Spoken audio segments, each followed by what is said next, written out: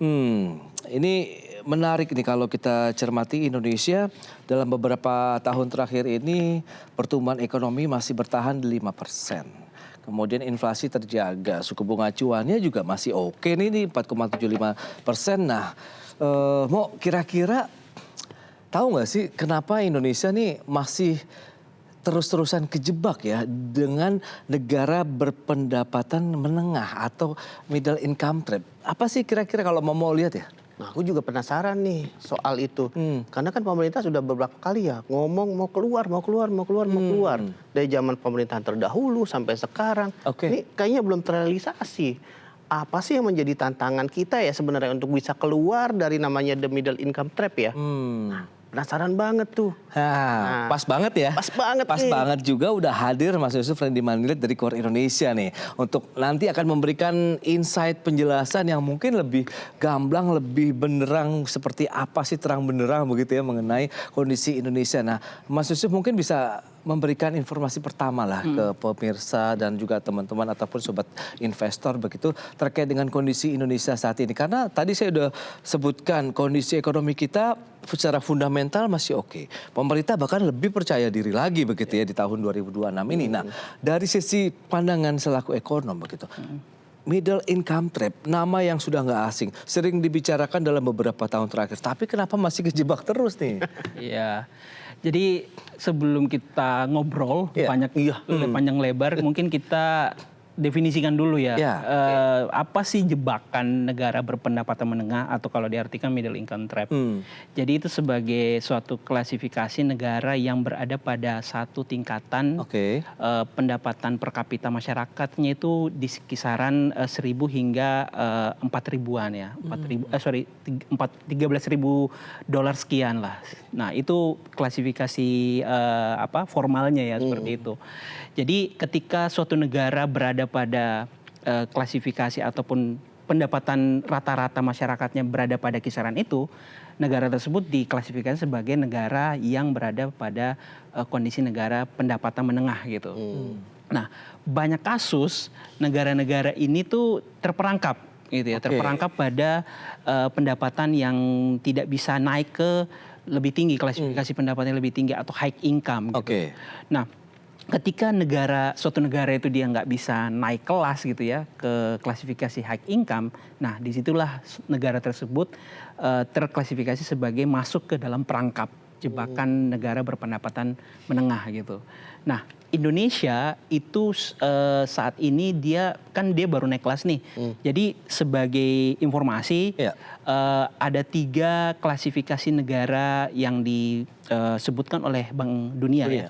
Yang pertama lower middle income itu penghasilan pendapatan kapita rata-rata masyarakatnya di bawah 1.000 US dollar.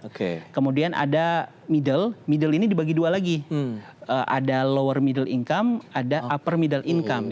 Nah, klasifikasi pendapatan itu di kisaran 1.000 hingga 4.000 sekian untuk yang lower middle income.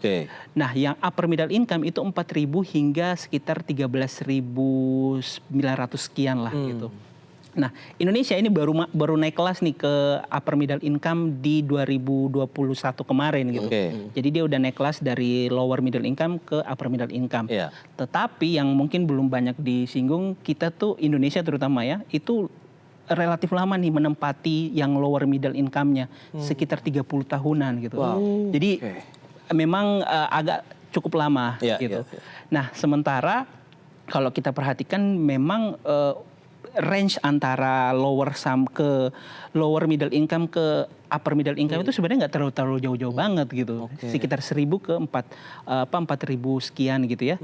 Nah, memang kalau kita lihat untuk kemudian naik menjadi high income itu kita masih punya pekerjaan rumah yang cukup banyak ya.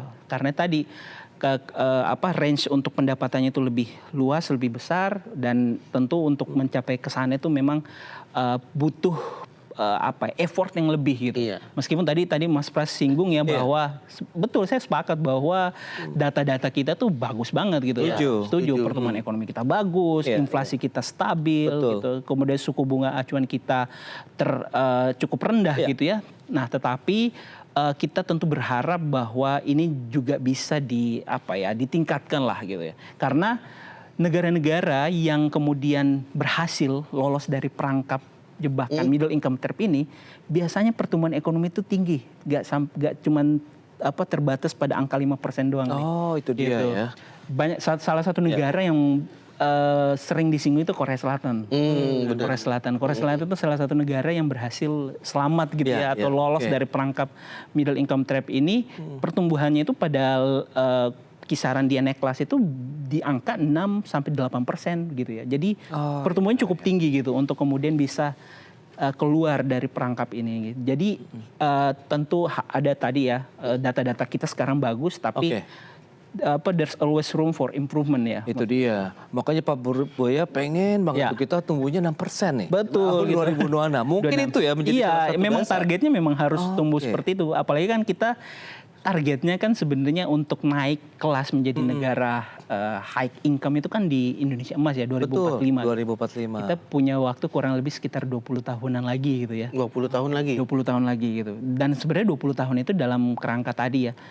Mengejar itu sebenarnya nggak lama gitu, itu cepat sebenarnya, nggak terasa gitu. Jadi ya memang harus effortnya harus kita tambah nih untuk mengejar tadi. Nah kalau bicara soal itu kan kita secara PMI kan sudah manufaktur ya, data ekonomi manufaktur PMI kita sudah cukup baik nih di atas level ekspansi, di atas 50, sekian. Nah kalau kita bicara soal dari segi manufakturnya sendiri kan udah didorong pemerintah dan kita sudah berada dari hulu ke hilir gitu. Nah itu apa ya? Untuk apalagi yang harus kita dorong lagi supaya kita bisa keluar dari namanya the middle income trap ini?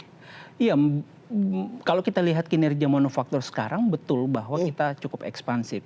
Tapi kalau kita mau jujur gitu ya, sebenarnya kan indeks PMI manufaktur itu kan mengukur bagaimana prospek manufaktur dalam beberapa bulan ke depan gitu. Jadi lebih short term dia ininya indikatornya gitu. Jadi kalau seandainya dia ekspansif berarti memang pelaku usaha di industri manufaktur melihat dalam beberapa bulan ke depan kinerja ataupun perekonomian kita akan bagus sehingga mereka cukup optimis ketika disurvei ya. Kan PMI itu kan merupakan hasil survei dari beberapa pelaku usaha dan juga pebisnis di manufaktur. Nah, tetapi kita juga perlu melihat dalam helikopter view ya yang lebih luas gitu. Bahwa pertumbuhan manufaktur kita itu tengah mengalami perlambatan setidaknya dalam 2 dekade terakhir gitu. Nah, padahal kalau kita tadi singgung di awal bahwa manufaktur ini kan butuh tumbuh tinggi untuk bisa menopang pertumbuhan ekonomi agar ketika pertumbuhan ekonominya tinggi kita lepas dari jebakan tadi, jebakan middle income trap tadi gitu. Jadi memang pertumbuhan industri manufaktur mengalami perlambatan dan kita sering dengar tuh ada istilah deindustrialisasi prematur ya. Betul. Jadi kinerja atau share manufaktur terhadap perekonomian itu mengalami penurunan, tetapi penurunannya itu terlalu dini gitu. Semua negara juga mengalami penurunan share manufaktur terhadap ekonomi gitu ya. Tapi dalam kasus Indonesia itu terlalu dini. Maksudnya terlalu dini kita belum mencapai tingkat penghasilan yang cukup sampai kemudian share manufaktur kita itu bisa dikatakan atau bisa bertoleransi gitu penurunannya seperti itu. Nah, kalau dikaitkan dengan apa yang dilakukan pemerintah ya misalnya kalau kita lihat dalam beberapa tahun terakhir ini cukup masif ya pemerintah melakukan hilirisasi tadi. Kita itu tentu capaian yang sangat positif gitu ya. Karena pada dasarnya hilirisasi itu kan untuk meningkatkan value added ya, nilai tambah gitu. Nah, sekarang tinggal bagaimana memperluas karena kalau kita lihat kan saat ini value added dari industri manufaktur itu terpusat ataupun tercakup pada industri logam dasar saja gitu ya. Produk-produk pertambangan gitu ya, yang dihilir apa nilai tambahnya diberikan lebih baik gitu. Nah, padahal kan kalau kita ingin mendorong pertumbuhan tadi yang manufaktur yang tinggi kemudian bisa berkorelasi dengan pertumbuhan ekonomi yang lebih tinggi itu ada sektor lain nih yang perlu dipertimbangkan di industri manufaktur ya bukan tidak hanya produk-produk hilir saja tetapi juga produk-produk katakanlah misalnya padat karya gitu. Itu kan itu tetap penting untuk diperhatikan pemerintah dalam tadi konteks mendorong pertumbuhan manufaktur. Bottleneckingnya sendiri di mana Mas Yusuf? Kalau memang upaya-upaya kan tadi sudah disampaikan juga bahwa udah all out lah ibaratnya begitu ya pemerintah untuk bisa mendorong industri manufaktur yang diharapkan bisa menjadi penggerak ekonomi Indonesia. Tapi tadi deindustrialisasi prematur yang seperti Anda sampaikan itu berarti kan ada sesuatu hal yang cukup mendasar begitu yang harus segera dibenahi. Nah, tapi di bagian yang mana? Karena kan insentif sudah diberikan. Kemudian karpet merah untuk investor global yang sekarang kita tahu nilai investasinya juga terus bertumbuh ini kalau data dari BKPM, kemudian data dari pertumbuhan ekonomi kita juga yang di atas 5%. Tapi kok masih belum bisa menggerakkan ekonomi ataupun pertumbuhan sampai menyentuh 5,2 lah kalau target APBN 2025, kemudian tahun ini bisa di sekitar 5,4 ataupun sampai 6% misalnya. Iya, jadi memang ada permasalahan struktural ya yang kemudian menjadi bottlenecking kenapa industri manufaktur kita itu tidak mampu tumbuh lebih tinggi dibandingkan posisi saat ini. Di antaranya misalnya kita masih tergantung pada bahan baku impor. Jadi bahan baku impor kita relatif penggunaan bahan baku impor untuk kegiatan aktivitas industri itu cukup besar gitu. Nah, ketika misalnya terjadi pelemahan nilai tukar rupiah seperti yang kita lihat dalam beberapa hari terakhir ini, itu akhirnya bisa menekan industri karena mereka harus mengimpor bahan dari luar gitu. Dan karena pelemahan nilai tukar rupiah, akhirnya harga bahan bakunya itu menjadi lebih mahal. Ketika harga bahan bakunya menjadi lebih mahal, mereka ya nilai tambah ataupun saingnya itu lebih kecil gitu ya. Jadi kita masih tergantung kepada bahan baku impor gitu. Itu bahan baku yang di bagian untuk industri mana, Mas? Mengingat kan kalau tadi hilirisasi kan semua bahan baku ada di Indonesia tuh. Dari pertambangan, mineral, dan batu bara dan lain-lain begitu. Bahkan garam juga kan. Garam juga kita juga masih ngambil dari luar nih. Nah, itu dia. Jadi kalau misalnya saya ambil contoh salah satu industri manufaktur yang besar itu makanan minuman misalnya gitu kan. Kita itu terutama mungkin untuk produk makanan coklat, itu kita masih harus mengimpor bahan baku coklat dari luar, dari Afrika. Meskipun kita juga memproduksi kakao, karena spesifikasi dari bahan baku untuk industri coklat itu lebih cocok dari buah-buah impor, maksudnya bahan baku dari impor dibandingkan yang kita produksi di dalam negeri seperti itu. Jadinya ya tadi ketika ada perubahan atau dinamika di nilai tukar, ya kita impornya jadi lebih mahal, dan itu menjadi lebih mahal ongkos produksinya. Itu salah satu contoh. Contoh lain misalnya farmasi misalnya, ya itu kan kita tahulah bahwa untuk menciptakan produk-produk dengan nilai tambah yang tinggi di industri farmasi itu butuh dana riset yang besar gitu ya. Dan untuk itu makanya kita masih mengimpor dari luar karena tadi produk-produknya lebih kompleks dan bisa digunakan ketimbang menggunakan produk-produk bahan baku untuk industri farmasi di dalam negeri gitu. Nah, penasaran tuh soal itu tadi tuh. Kita punya kakao, kita punya garam, kita udah beberapa produk lah pertanian udah banyak banget ya yang kita miliki. Nah, sebenarnya untuk memperbaiki kualitas kita nih dari kakao sendiri, kopi sendiri yang selama ini impor, gimana cara memperbaiki supaya kualitas ini bisa lebih baik gitu? Ya berarti kalau seandainya tadi disebutkan kalau kualitas dari produk kita belum mampu memenuhi kualitas industri, berarti ada di hulunya gitu. Jadi misalnya di perkebunannya, kan kalau kita paham bahwa perkebunan ini kan terutama petani ya. Petani itu kan kadang dia memilih komoditas yang sifatnya tuh mudah untuk ditanam, udah jelas gitu ya. Terus perawatannya mudah gitu ya.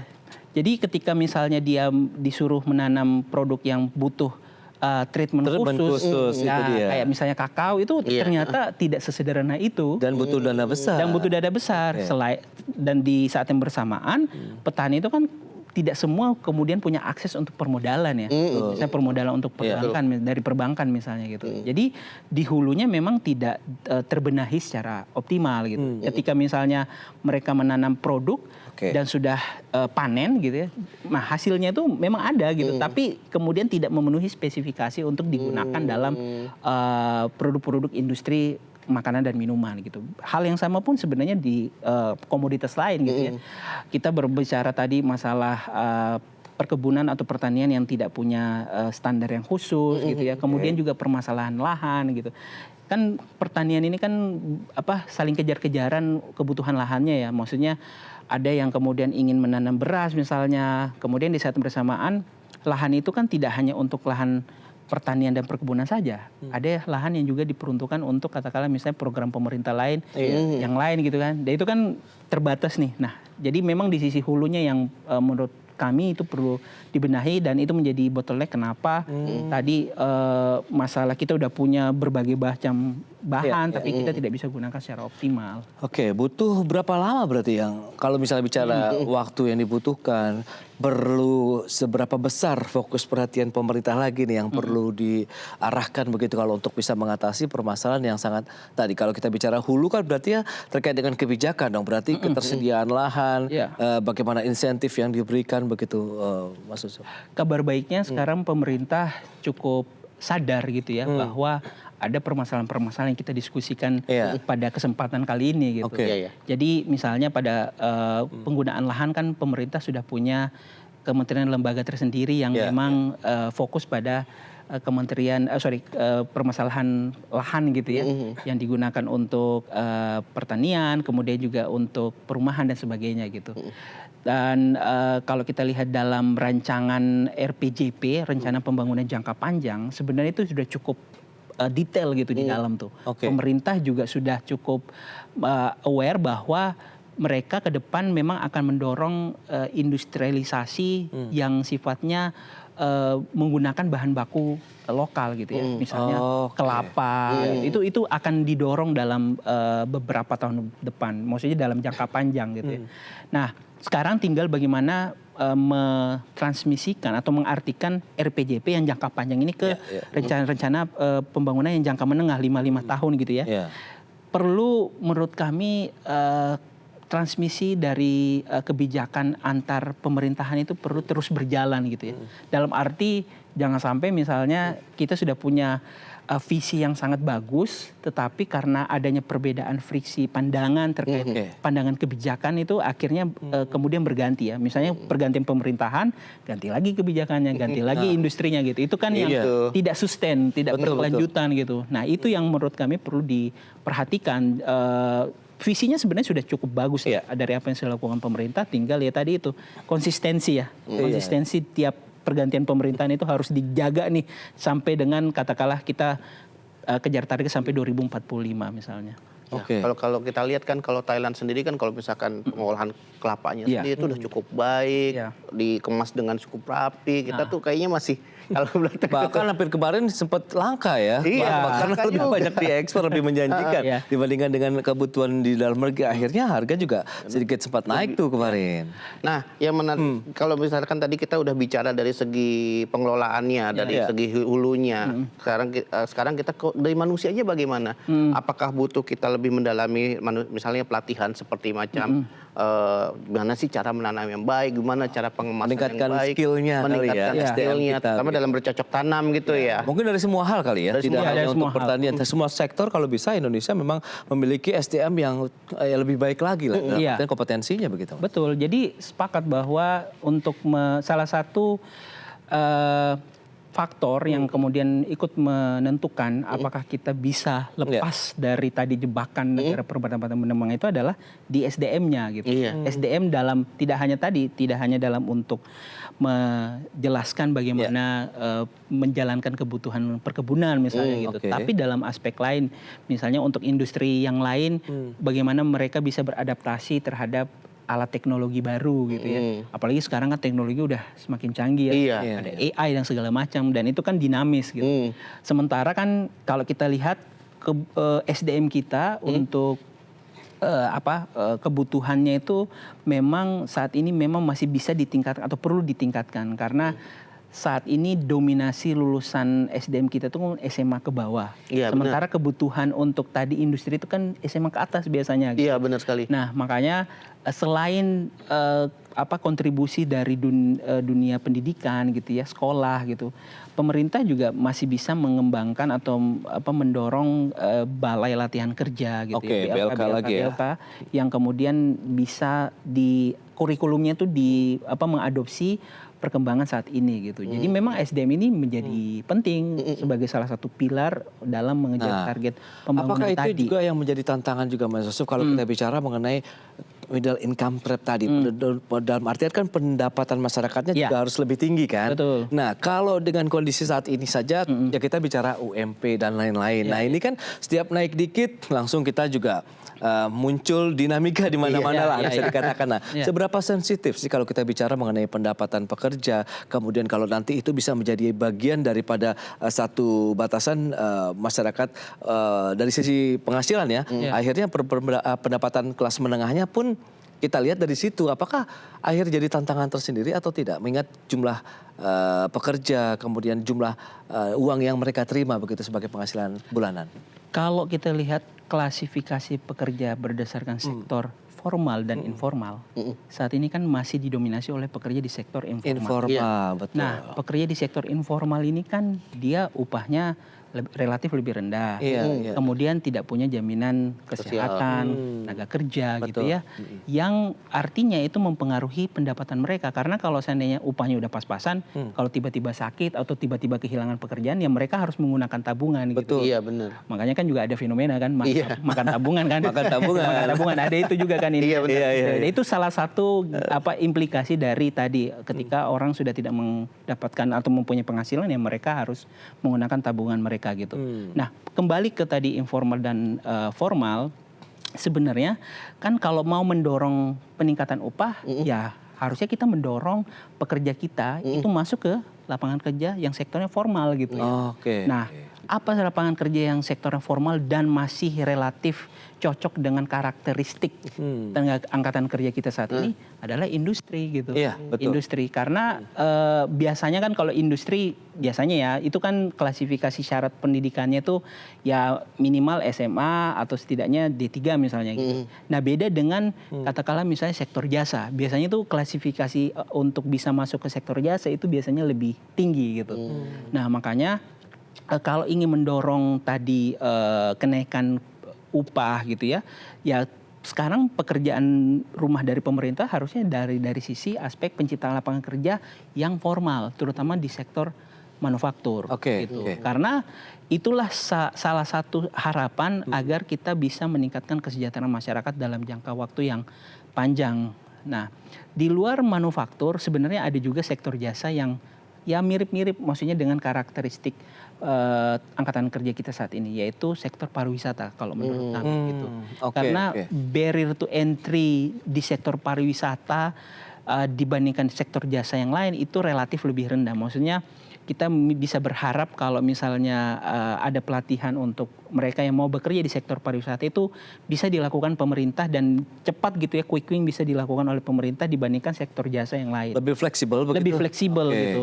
Dan kalau misalnya kita bisa mendorong sektor pariwisata itu bisa menjadi pelengkap ya, pelengkap di sisi sektor industri manufaktur tadi untuk meningkatkan kesejahteraan masyarakat kita dalam jangka panjang. Angkatan kerja kita cukup banyak, terus BPS juga merilis yang belum bekerja 7 jutaan orang. Nah, ini bagaimana ini bisa kita serap begitu dengan jumlah lapangan pekerjaan, kemudian tadi kalau kita bicara hilirisasi, proyek-proyek baru dari pemerintah begitu yang kaitannya dengan manufaktur, tapi kan manufaktur juga di sana ada yang padat modal, kemudian yang padat karyanya juga bagaimana nih? Iya. Jadi ya tadi di awal kita diskusikan Mas Pras, saya singgung masalah ya manufaktur atau hilirisasi yang dilakukan pemerintah ini bagus. Tapi jangan dilupakan yang lain yang padat karya tadi. Betul. Iya, benar. Terutama investasi yang diharapkan bisa masuk ke sektor padat karya gitu. Karena kan kalau kita lihat 1% dari pertumbuhan investasi di katakanlah 10 tahun lalu dalam kaitannya untuk menyerap angkatan kerja itu relatif lebih besar 10 tahun lalu dibandingkan kondisi saat ini gitu. Artinya memang investasi yang masuk itu saat ini itu masih relatif lamban dalam menyerap tenaga kerja kita gitu.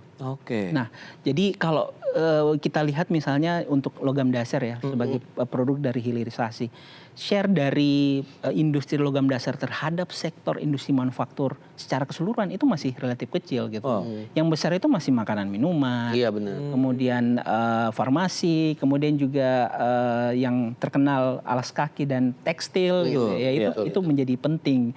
Nah, untuk tekstil dan alas kaki kan kita juga perlu memberikan space khusus karena dia pemain lama, kemudian juga menurut kami dia masih punya ruang untuk kemudian bisa ditingkatkan sebagai industri padat karya yang bisa menyerap angkatan kerja dalam jumlah yang besar. Kabarnya mau ada BUMN tekstil juga begitu. Nah, itu kan ada keinginan seperti ada itu ya. wacana ke sana. Nah, tapi menurut kami keinginan itu juga perlu diimplementasikan secara hati-hati. Jangan sampai ya. Jangan sampai kemudian kita terbentuknya perusahaan tekstil yang dikomandai oleh negara itu akhirnya menjadi semacam pesaing dengan pesaing lain gitu dengan. Jadi ya tidak adil gitu untuk industri tekstil yang lain seperti itu. Oke, kalau kita bicara tadi sudah banyak ya, salah satunya. Nah, saya mau tanya nih, kira-kira dengan Indonesia kan rencananya kan masuk OECD ya. Betul. OECD ini, nah kira-kira apakah dengan bergabungnya Indonesia ke OECD itu bisa mampu nggak mendorong lagi peningkatan terhadap untuk keluar dari middle income trap, atau mungkin apa rencana lagi yang harus dilakukan supaya OECD ini bisa berjalan lancar? Ya. OECD itu ibarat kita diberikan semacam karpet ataupun pintu masuk gitu ya. Silakan masuk gitu ya. Tapi mau bagaimana setelah kita masuk itu akan tergantung di kita untuk kemudian menggunakan OECD sebagai instrumen dalam mendorong pembangunan ekonomi dalam jangka panjang. Misalnya kita tentu apresiasi pemerintah dalam hal bisa masuk ke OECD karena itu tidak ringan maksud saya gitu. Ada persyaratan khusus gitu. Ketika misalnya kita bisa menggunakan OECD katakanlah misalnya untuk membuka akses pasar ke Eropa misalnya, itu cukup potensial sekali, cukup besar marketnya di sana dan market di sana itu market yang kebanyakan kan negara berpendapatan tinggi ya. Jadi ekspor kita itu bisa kita harapkan lebih baik ketika kita bisa membuka akses pasar ke Eropa melalui OECD tadi gitu. Nah, hanya saja ya kita paham bersama bahwa OECD ini kan karena dia punya standar, maka ekspor kita juga harus klasifikasinya harus ditingkatkan gitu. Karena tidak mudah mengakses pasar Eropa dengan standar atau akses yang kita miliki saat ini. Karena kan biasanya Indonesia itu pangsa pasar ekspornya tuh kebanyakan negara-negara berkembang yang kayak misalnya India, Cina gitu ya. Afrika juga ya. Afrika gitu. Standarnya mungkin nggak terlalu beda dengan Indonesia gitu. Tapi kalau kita bicara OECD, apalagi kita bicara pasar ke Eropa itu memang sudah jauh berbeda. Jadi sebagai pintu masuk bisa gitu ya, peluangnya ada, tetapi bagaimana kita menggunakan OECD lah yang kemudian menentukan apakah OECD ini mampu membantu kita dalam terlepas gitu ya dari perangkap middle income trap tadi. Kalau Mas Yusuf sendiri seberapa jauh proyeksi optimisme Mas Yusuf ya melihat upaya-upaya yang dilakukan oleh pemerintah Indonesia dengan beragam keberhasilan kita di bidang ekonomi, diversifikasi negara tujuan ekspor dan lain-lain, begitu kebijakan bauran kebijakan fiskal moneter lah begitu. Nah, Anda melihat ke depan seberapa cepat kita bisa keluar dari jebakan ini? Kalau kita ukur dari pertumbuhan ekonomi, saya kira kita perlu usaha yang lebih keras. Karena tadi kalau berkaca pada negara-negara yang berhasil selamat gitu atau keluar dari perangkap, kan pertumbuhannya kan 6-7 di atas itulah gitu. Visi pemerintah saat ini kan sudah tepat ya, artinya sudah ada arah ke sana. Misalnya bagaimana mendorong pertumbuhan di atas 6% gitu atau 7%. Tapi menuju ke sananya ini yang menurut kami ya masih terdapat ruang untuk diperbaiki. Dalam hal misalnya kebijakan fiskal, mungkin kita perlu lebih hati-hati dalam memilah belanja yang memang memberikan efek multiplier gitu ya. Kemudian suku bunga acuan juga perlu ditransmisikan ke suku bunga kredit yang lebih murah gitu. Dan tadi ya pembangunan aspek-aspek jangka panjang seperti pembangunan SDM itu juga tidak boleh dilupakan gitu. Jadi ada banyak PR yang perlu kita kerjakan, tetapi saya kira pemerintah visinya sudah benar, tinggal bagaimana menjaga kebijakan untuk mencapai visi tersebut. Actionnya di lapangan itu ya, actionnya di lapangan itu yang perlu dijaga. Baik, Mas Yusuf, terima kasih banyak nih atas update insight yang luar biasa sekali ya. Tadi sudah disampaikan, nampaknya PR dari pemerintah nih ya nggak sedikit begitu, bahkan masih membutuhkan waktu panjang. Tapi lagi-lagi yang penting adalah kolaborasi dari pemerintah, para pangku kepentingan di sektor industri begitu ya, menjadi harus solid begitu, harus kuat. Bagaimana menghadapi tantangan karena nggak hanya dari domestik ya, tapi dari global juga begitu. Baik Mas Yusuf, terima kasih banyak nih atas kedatangannya hari ini. Terima kasih Mas Bram. Dan semoga bisa memberikan manfaat banyak lah buat para pendengar ataupun juga sobat investor kita pada hari ini. Sukses Mas. Terima kasih banyak. Luar biasa. Sampai jumpa lagi Mas.